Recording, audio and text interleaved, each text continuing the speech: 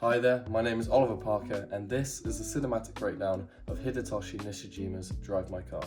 The film follows the theatre director Yusuke Kifuku as he directs a multilingual production of Chekhov's play Uncle Vanya, following the recent and sudden death of his wife Oto. There are many characters in the film who have lived regretful lives, and reflection on past trauma becomes a key trope throughout the film.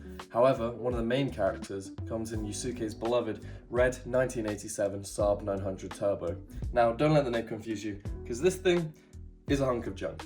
However, this hunk of junk is integral to the plot, acting as a physical sanctuary for vulnerability and brutal openness. A great example of this emotional confrontation is when Misaki speaks about her mother's death and how she feels that she killed her. The close-ups pull us into the important feature of the scene, the character speaking, while the centrality of their framing emphasises how the car acts as a way for characters to gain prominence in the story, through showing vulnerability and sharing their guilt and grief, echoing one of the key themes of the film, which is storytelling.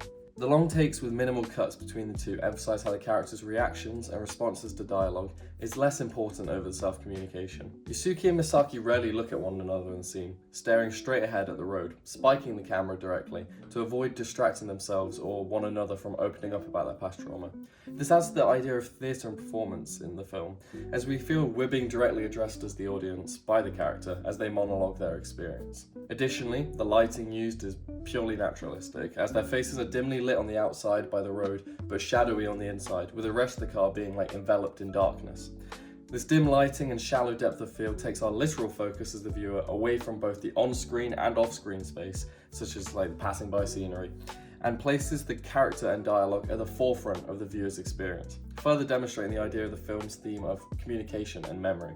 The lack of musical score, but rather ambient rumbling of the vehicle, shows how Nishijima allows the viewer to process the monologue and emotions by themselves, rather than relying on music to have to tell people what they need to feel.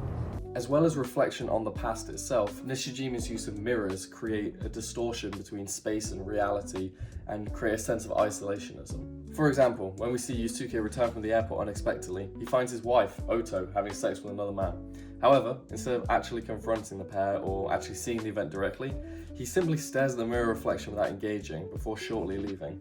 This leads into another key theme of the film: observation versus intervention. The shot functions as a frame within a frame, which isolates the two, as we see a physical distance but also emotional distance created, as we never see them both at the same time in the scene, only one while the other is mirrored.